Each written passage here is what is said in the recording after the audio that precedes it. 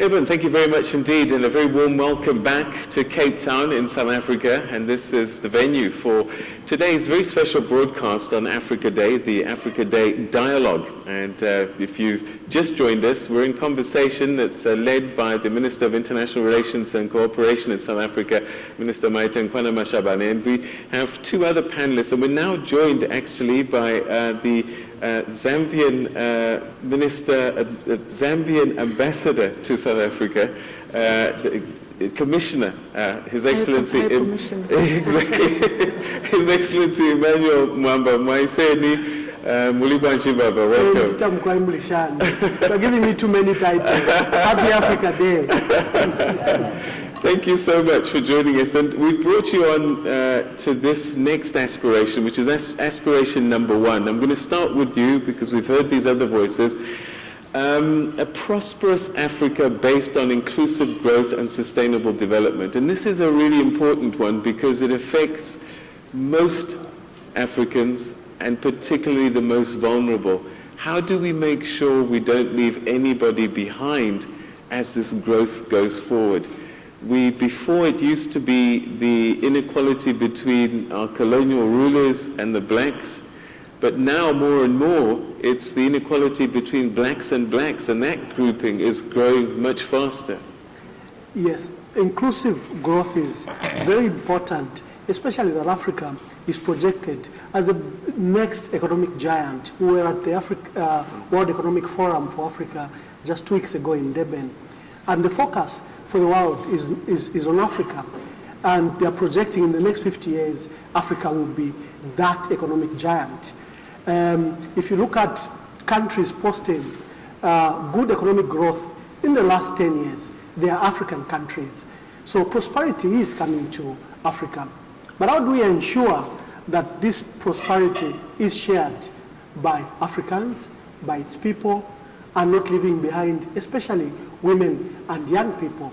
You are aware that Africa has a young population, and if we do not include them in the plans, in the programs that we are doing for Africa, we'll bring economic growth, but there'll be high inequality in incomes. So it's very important that we move together as we embrace this growth that is coming. Mr. Masango, I hate to say this, but I think we have to call a spade a spade. Some of the drama is self-induced.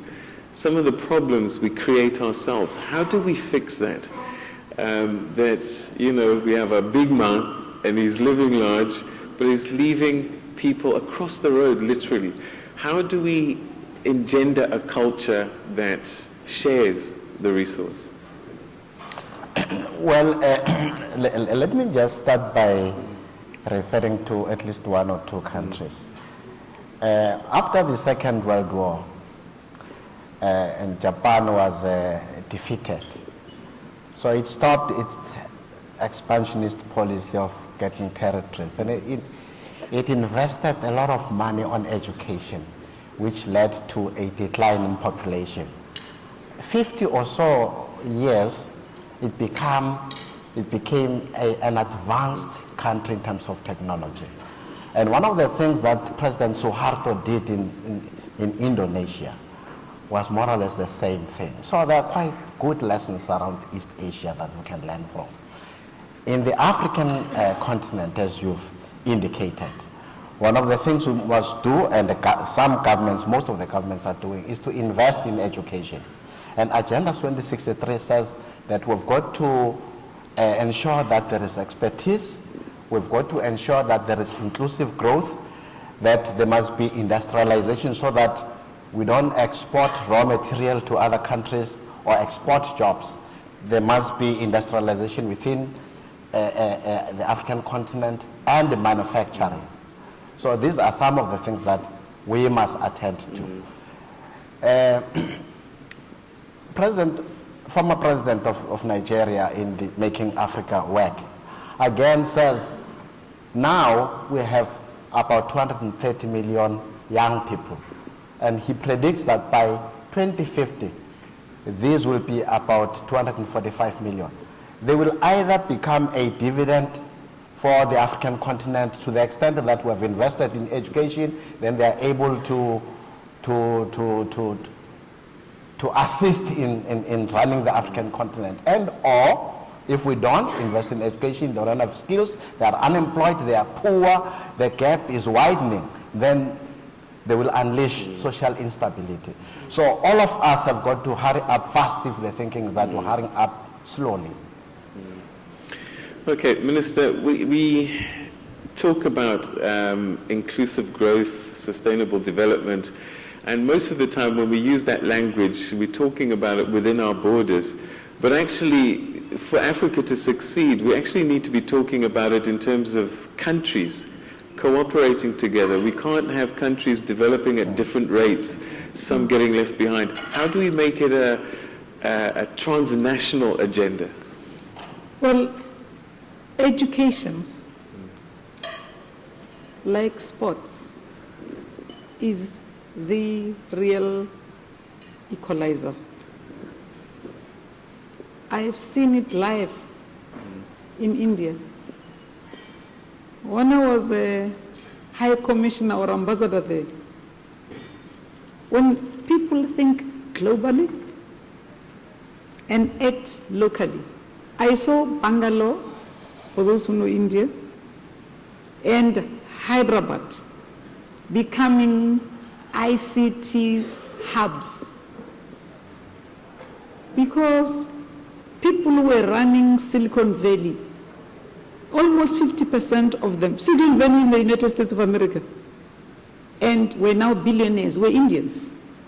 So they will voluntarily go on sabbatical, like go back home to work for free to create these hubs. They could have chosen to travel the world and entertain their children, but they thought of going back home. The last time I was in India, I heard Google has decided its headquarters would be Hyderabad. Because Indians who had made money somewhere thought of going to teach ICT for free. I knew that there's e-governance learning from Indians in the early 2000s. So our people, particularly our young people, need to please help us with Usheshwe. By that I mean, don't go to school to become a nice employee of someone. Go to school, gain skills to create, to be innovative, to create spaces for development for your peers. If we could change the structural metaphor, if you like, of our education, like we need to change that of the economy, is to educate job providers as much as we produce job seekers. If you ask young people, you are at university, what do you want to do as an adult? I want to work for so-and-so. The other one, I also want to be a CEO of so-and-so. Whether that company will still be around or not, they don't know. So can we create more job creators? And education and skill development is the biggest equalizer. It's like sports. Okay. Can I come back to that? Yes, yeah, sure. You would remember that there are 5 regions in the African continent: your ECOWAS, your East African Community, your SADC, etc. The 5. One of the things they are about is the development of the what do they call it? Tripartite free trade areas in each of the regions. Because as you have observed, you cannot grow alone. So SADC is doing that. But there's a move towards a continental free trade area in the same way that it is modeled like the European Union. So that the whole continent or regions of the African continent actually increase intra-African trade or inter-regional trade. And ultimately, you may have a very big common market, the one that was established in 2015, signed by 26 countries in Egypt, Okay. the free trade. Your Excellency, one of the things that we do well on the continent is plan and create strategies. Yes. And we do that really well. That's why we set up SADC, ECOWAS, EAC, and now we're talking this even grander plan. I'm asking you as SADC, how have you been able to make it happen as SADC? Because if we can't even do it regionally, how on earth are we going to be able to translate it into a continent-wide initiative? First of all, the answer is implement, because the plans have been there. If you look at the plans from 1963, and now the new plans, the AU Agenda for 2063, the plans have been there. But there's been a recognition that we are not trading with ourselves. In fact, we are trading only about 12% with Africa itself. 88% is with the rest of the world. So we export resources, we export jobs, we export skills. So the plans by the 5 regional blocks is to promote regional integration. But the hindrance has been a few things. For example, infrastructure. We need to resolve our waterways, our ports, our roads, our rail, and their links, our airports. It's sad that, for example, if you have to go to another African city, you either have to go to Europe to come back to where you're going. If I am from Lusaka, I want to go to Kinshasa, my next door neighbor, I have to come to South Africa to get to Kinshasa. So there are these regional issues that we have to resolve, especially around infrastructure, integration of our finance system. Our laws have to be governed, especially our trade laws, because they also act as a barrier. So there are those issues that, as Africa, we have to resolve. But it's implement. We do not want regional bodies to be talking shops or summits to be talking shops and pictures. No. I think our people demand that we resolve these issues. Our people demand action. They've heard a lot of us talk and talk. So, Minister, what I'm hearing from His Excellency is that it's you, the politicians, then, that can make this happen. Well, it is all of us in this room that have to make it happen. By all of us in the room, I mean from our youngest, the beautiful girl seated there. It's from our friends, diplomats. It's from our people's organizations in the room and ECOWAS and everybody. It's from our businessmen and women.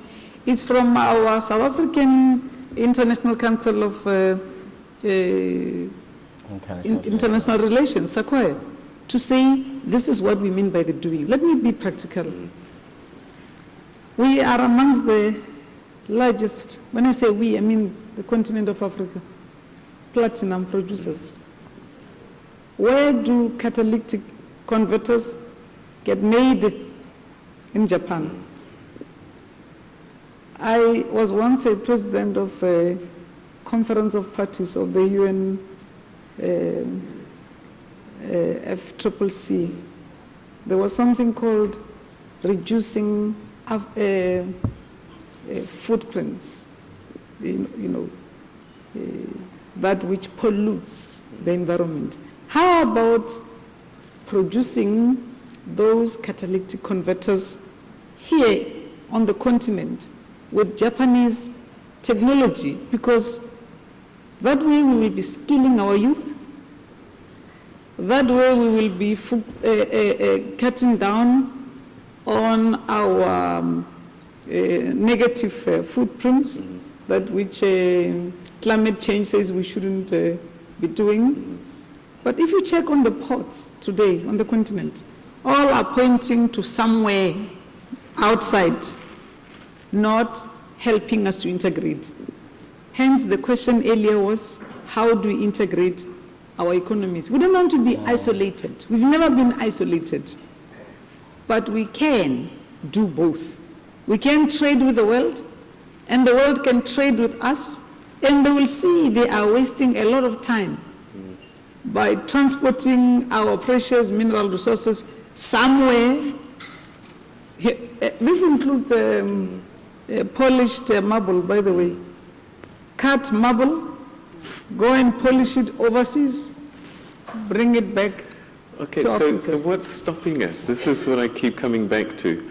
And I know you said that it's all our responsibilities, but Yes. I'm suggesting possibly President Mugabe, President Zuma Yes. must sign these things. We have and it signed must these happen. things, Peter. We've signed these things. But we are running one of the aspirations or the founding articles of the African Union is that we also have a democracy, accountability, rule of law, all these things. Our leaders can't be dictators. So that's why we need all our partners to say, how do we reduce our carbon footprints? How do we genuinely work together? Because it takes signing, we could have signed 10 agreements by now. How do we get into the doing, the actual implementation?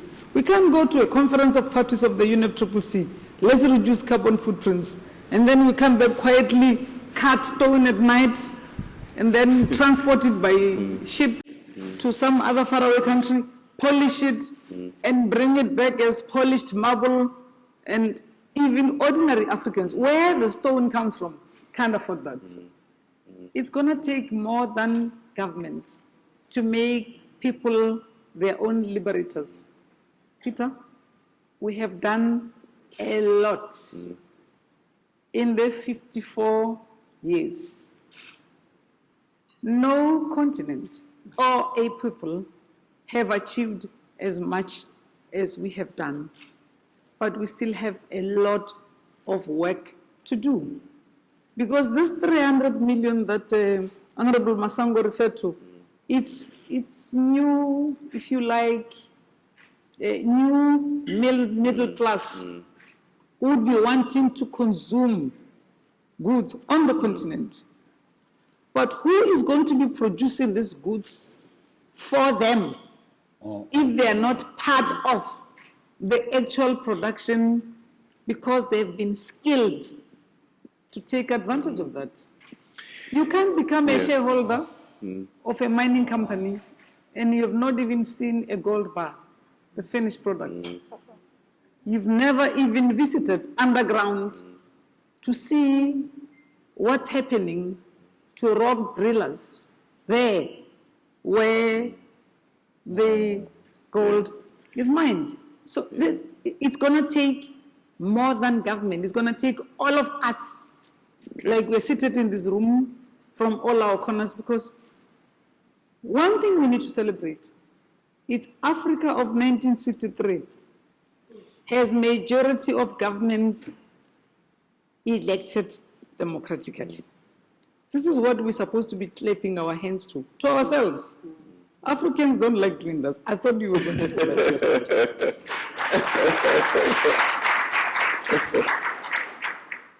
I can go on and on and on and list the things we have managed to achieve against all odds. But this partnership, it's what completes the social fabric of our people. We've never spoken about taking anybody of another color by boat or ship to somewhere else. We all call this home. This is our home. So we all have we have a responsibility to make it work. That's why socio-economic transformation, it's not a luxury for someone else.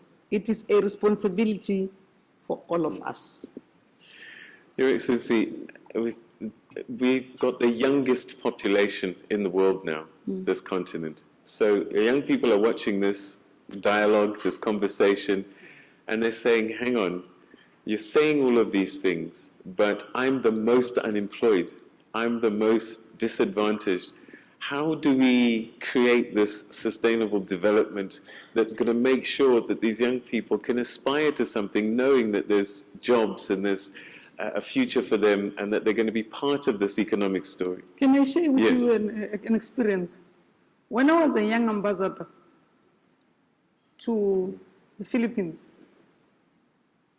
I used to take taxi rides driven by doctors, medical doctors, Oh. who are still waiting to be employed as medical doctors. They don't sit at home with their certificates. They do something while waiting to get a job in which they're skilled at. I'm just sharing. Yes, sure, sure. This is something that doesn't happen in Zimbabwe or Zambia or South Africa But that was his question. Thank you, Honorable Minister. I think there is a discussion, first of all, on Africa to decolonize its own education system. Because this is a system that teaches people to be employees and employees for life. The education system that lacks promotion of entrepreneurship. The education system that doesn't wait for you to get employed. You finish, instead of becoming a doctor, for example, you own a hospital. Instead of becoming a teacher, you own a school.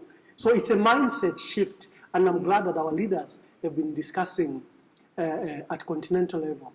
And also to appraise ourselves of what we've achieved.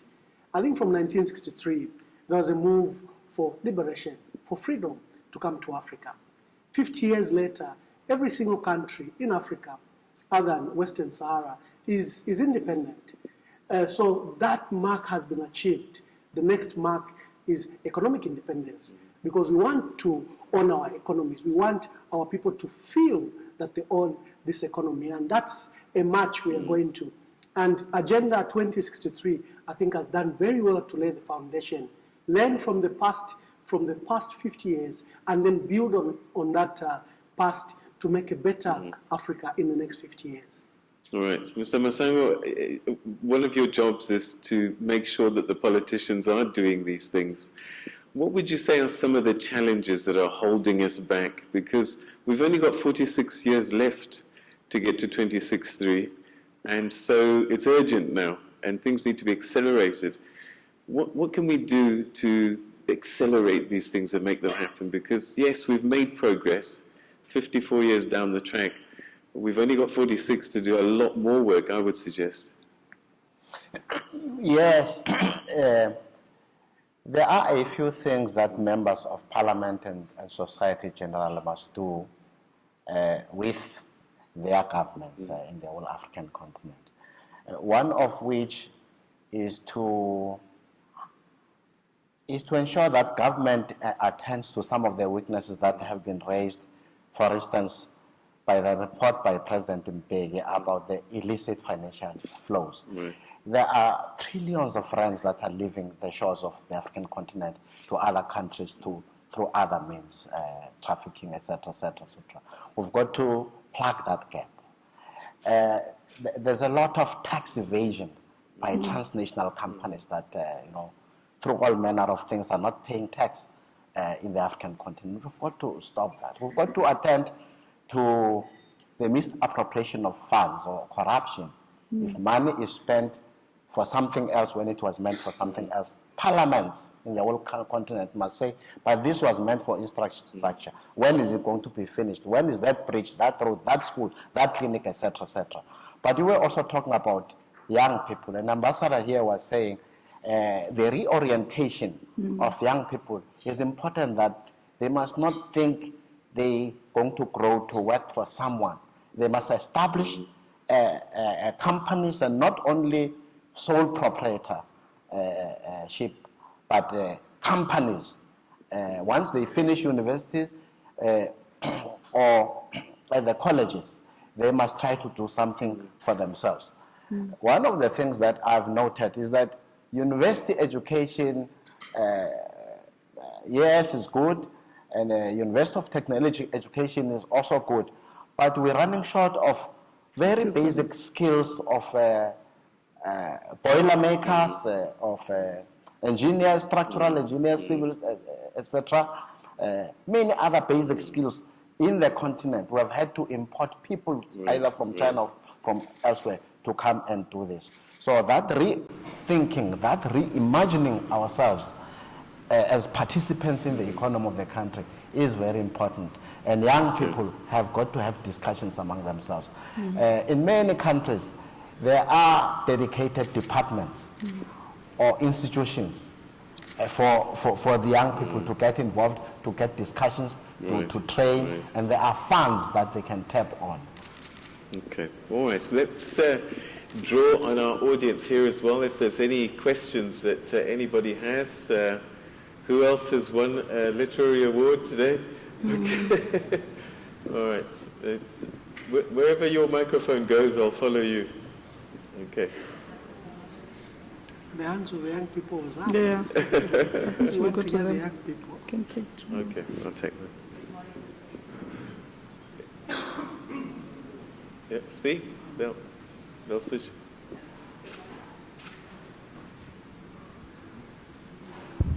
Oh, there we go. Thank you. And happy Africa Day to everybody and everybody watching us. Oh, yeah. Happy Africa Day. I'm the Deputy Chairperson of South African Council on International Relations, and we are members of society, civil society, business, labor, the youth, and we are an independent body advising minister from a different perspective, not from the office bearers who are policymakers, but we are on the ground and we are sounding board to say, this is what we are sensing on the ground. Now with Agenda 2063, we have a highway of 4 lanes or 5 lanes.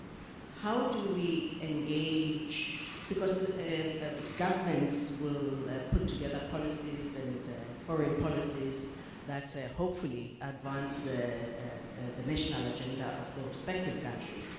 But how do we bring in more private sector people in business to assist governments to achieve goals in job creation, in skilling up, in driving the economy? How do we make sure that more people in the private sector participate and engage in making sure that these are achieved? And perhaps in the next year's session, there needs to be somebody from the private sector Sitting here. Yeah. from that perspective as well. Okay. All right. What I'll do, can we get a microphone to our young students there, because we're speaking on their behalf quite a bit at the moment, and we don't want to put words in your mouth. Is there somebody there, young lady, if you could stand up? You're listening to all of this. People with white hair like me speaking about the future, and I'm just wondering, what's your concern? What do you want to know? What do you want these big people to do? First of all, tell us your name and what's your school. Okay. Yeah. My name is Mama Africa.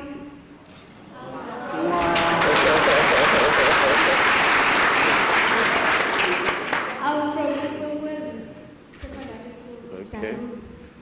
I would like to thank the Minister for inviting us. Yeah. And I want to know, you said you are going to invest a lot in education. You can invest, but the thing is, there are children who can't, they are not good at school. No, it's not that they can't, they are not good at learning. Okay. They have skills to do. So you have to motivate them to do their skills. You can't just invest in education and expect us to do that. Not everyone have the mind for reading, doing the schoolwork.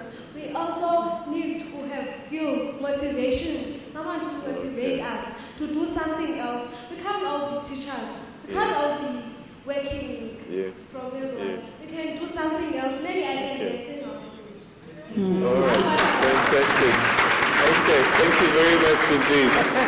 right, so what we're going to do is we're going to take a quick break, and when we come back, I'm going to get Minister to answer that question. But in the meantime, I want to say thank you very much indeed to Mr. Masango and Honourable Commissioner Mwaba. Thank you very much indeed. Okay, so we'll be right back with the answer to those questions after this.